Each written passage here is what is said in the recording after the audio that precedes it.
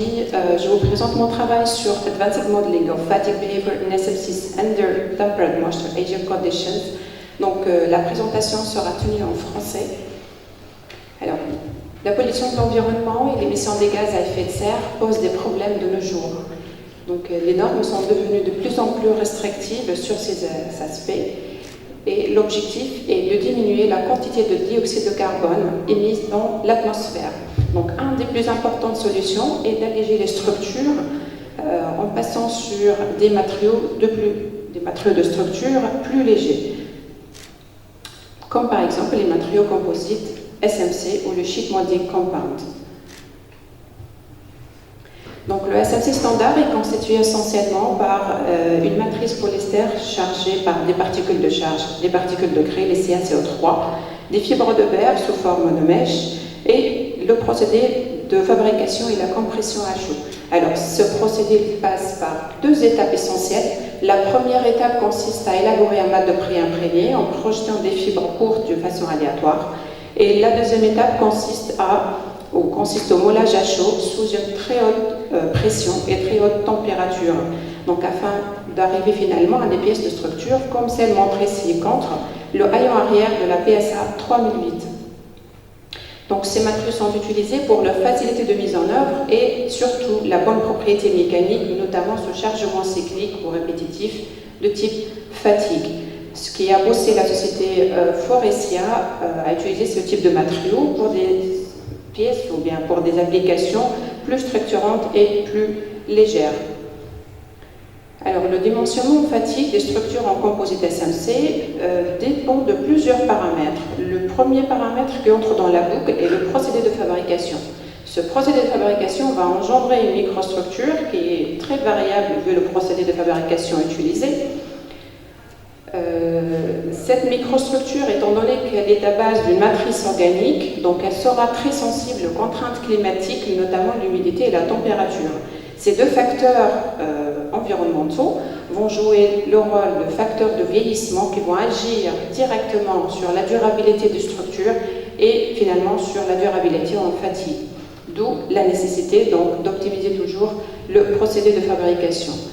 Alors la problématique sur ce sujet, étant donné qu'on part sur un matériau très complexe de type composite SMC, donc on a vu qu'il est constitué par plusieurs éléments. Donc la connaissance des mécanismes d'endommagement et de vieillissement de ces composites est de nos jours très limitée. Donc la question qui se pose, quels sont les mécanismes qui gouvernent la dégradation des structures vieillies des SMC et est-ce qu'on est capable vraiment de proposer une démarche prédictive adaptée qui permet de prévoir et de dimensionner, de prévoir la durée de vie de ces matériaux et de dimensionner les structures en SMC. Donc l'objectif est de travailler sur une approche de couplage qui fait appel d'une part à une analyse hygrothermique, donc basée sur les modèles de diffusion de l'humidité dont les matériaux composites dans le cas général, et d'autre part sur une analyse mécanique basée sur le fait que l'endommagement des composites SMC est indépendant du type de chargement appliqué, c'est-à-dire qu'on part sur un chargement cyclique ou monotone, on a toujours les mêmes étapes d'endommagement et c'est ce qui a été démontré par les collègues de l'équipe. Donc finalement, on cherche à créer un certain dialogue mécanique-physique ou mécanique-vieillissement afin de mettre en évidence une relation entre l'endommagement sous chargement cyclique, fatigue, et l'endommagement hygroscopique. Alors, le plan de présentation est partagé en plusieurs points. On commence d'abord par présenter le matériau de l'étude. Donc, une prise microscopique montre le matériau SMC qui est constitué par 4 phases essentielles. La première phase, c'est les fibres de verre qui se disposent sous forme de mèches, orientées chacune à une orientation θ bien définie. La matrice, qui est le polyester insaturé, les porosités, qui se présentent sous différentes tailles, et finalement les particules de craie ou bien les particules de charge, qui se présentent sous forme des particules unitaires ou sous forme d'agglomérats de craie. En plus de ces 4 phases, nous avons défini une 5e phase, qui est l'interface entre la fibre et la matrice, et l'interface entre la craie et la matrice. Donc sur cette image microscopique, on voit initialement, avant le vieillissement, que l'interface présente une bonne adhésion entre ces constituants. Donc en résumé, on part donc sur un matériau composite de type SMC qui présente une structure très complexe, vu la présence de plusieurs phases et la présence d'un nombre négligeable des porosités qui proviennent du procédé de fabrication utilisé, et aussi la présence d'agglomérats de craie de différentes tailles. Alors, la question qui se pose à ce niveau, quel est l'effet de l'humidité sur chacune des phases du matériau? Donc, on passe au deuxième point, effet du vieillissement hydrothermique. Alors, le vieillissement hydrothermique, il consiste à faire quoi? Il consiste tout simplement à plonger des éprouvettes en SMC dans des bains chauffants à différentes températures, allant de 25 degrés à 90 degrés.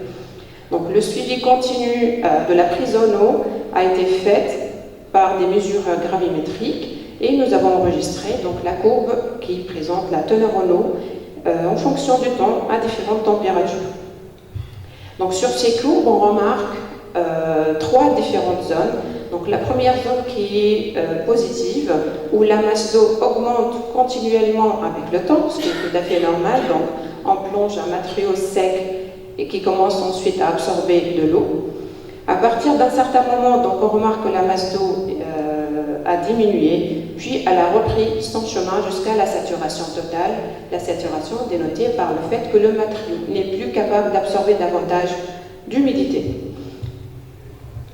Alors, à quoi est due vraiment cette diminution de masse enregistrée sur les courbes d'absorption?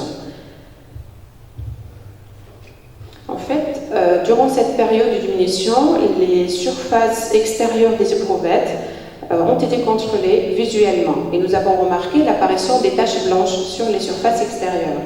Donc, cette tache blanche, elle augmente en densité ou bien en quantité en fonction de la température et en augmentant le temps d'exposition à l'environnement hygrothermique. Donc nous avons récupéré cette tache blanche et nous avons réalisé des pastilles pour analyse infrarouge. Donc l'analyse infrarouge a montré l'apparition de deux pics. Le premier pic est à 3400 cm-1 qui dénote la présence de l'eau, c'est tout à fait normal puisqu'on travaille dans un milieu humide. Le deuxième pic, il est à 1740 cm-1 à peu près, qui dénote la présence des Ca et CO3, des particules de charge qui existent dans notre matériau. Donc finalement, cette diminution de masse a été due au lessivage ou bien au départ des particules de craie de l'intérieur vers l'extérieur à cause des pressions osmotiques qui ont été créées au sein du matériau vu l'augmentation de la teneur en eau au sein des éprouvettes. Alors à ce niveau, on se pose la question, quelle est la conséquence de diffusion de l'eau dans le SMC?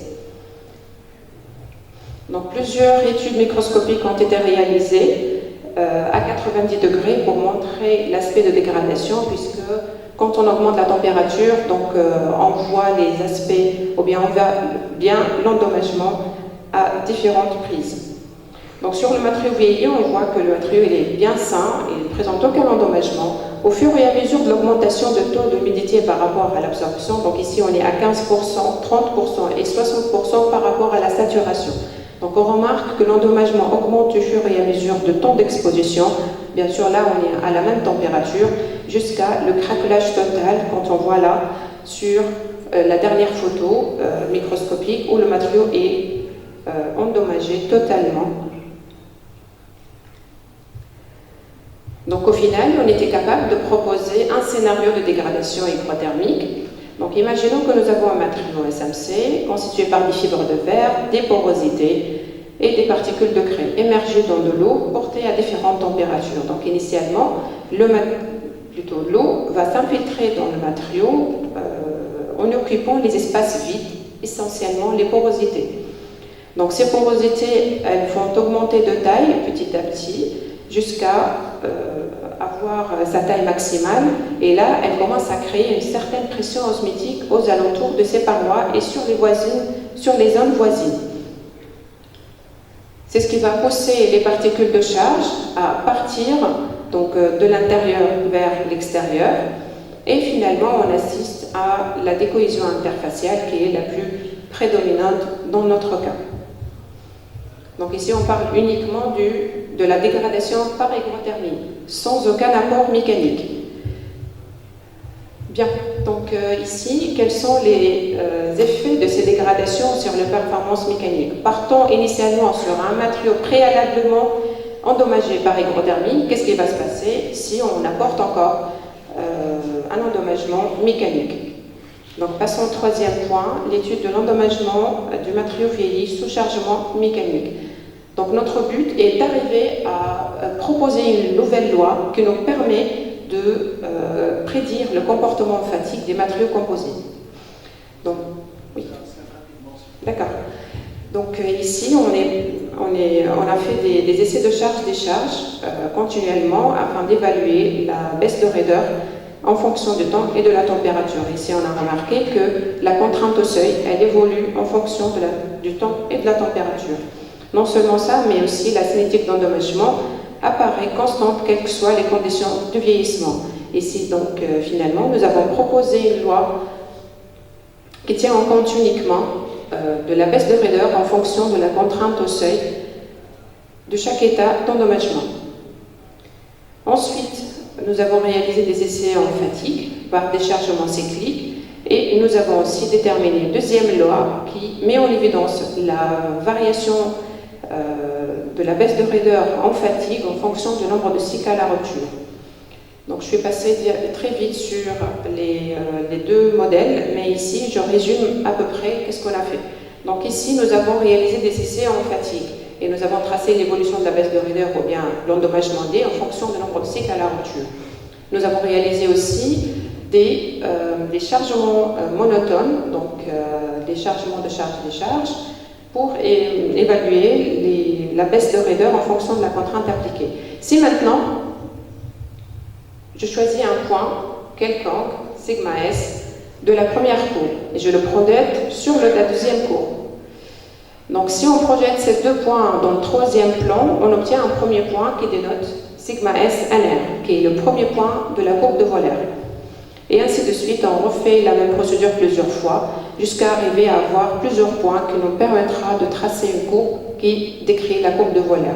Donc finalement, cette méthode a été réalisée afin de minimiser le gaspillage et de minimiser le temps de calcul et de passer directement sur des essais de chargement monotone au lieu de passer par des chargements cycliques afin de prévoir la durée de vie en fatigue.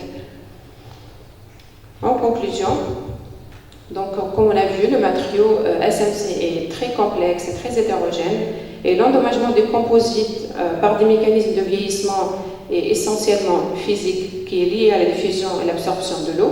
Donc nous avons proposé une démarche prédictive qui permet de suivre en continu la variation de la durée de vie jusqu'à la saturation, quel que soit le temps et la température. Donc notre démarche prédictive elle prend en compte la variation du nombre de cycles à la rupture en fonction des conditions de vieillissement en température. Mon collègue de l'équipe il était capable de proposer un autre modèle qui prend en considération la variation du nombre de cycles à la rupture en fonction de la variation de la microstructure. Et là, on est en train de travailler sur un autre modèle qui permet de coupler ces deux derniers afin d'arriver à prévoir la durée de vie des composites SMC en tenant compte uniquement des conditions de vieillissement et de la microstructure. Voilà, je vous remercie pour votre attention.